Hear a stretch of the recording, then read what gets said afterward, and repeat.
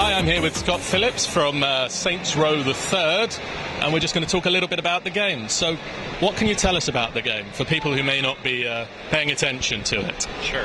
Well, Saints Row the Third is the most over-the-top, outrageous, guilty pleasure, open-world game there is.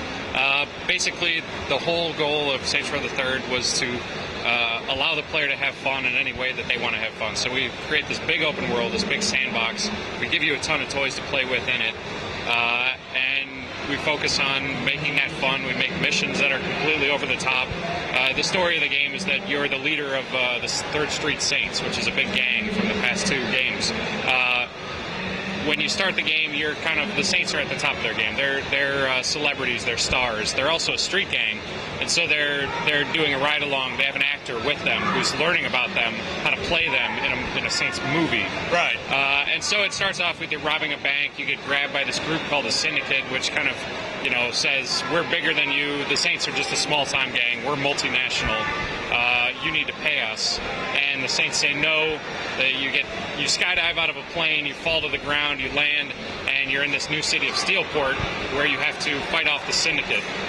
So very realistic. Yes, lots of realism and tons of simulation? No, the focus is on fun. The focus is on over-the-top and ridiculousness and, making the player laugh and have a good time. It looks completely insane. Both Zara and myself were playing earlier, and I was diving through the windscreen of the cars. And tell us a little bit about the right thumbstick.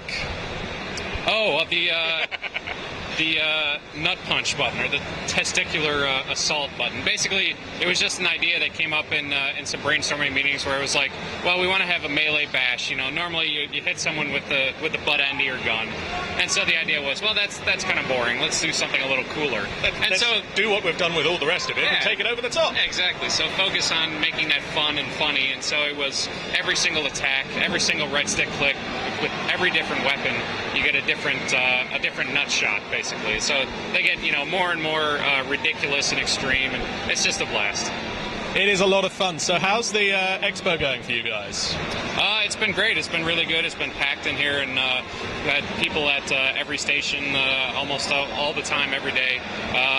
The response has been great. It's been great to see fans and see people that are, can talk.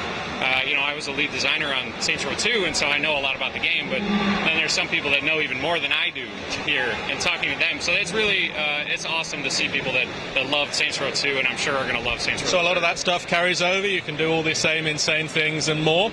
Yeah, there's absolutely the focus of the third was to build on top of and refine the sort of ridiculous, over-the-top gameplay that we had in the second, and bring that into the story and into the art, and so the whole world feels cohesive. The experience feels like one over-the-top, ridiculous experience, and it's not just like a serious story with ridiculous gameplay where you're, jumping into traffic and going flying 300 feet in the air. It's everything feels that same level.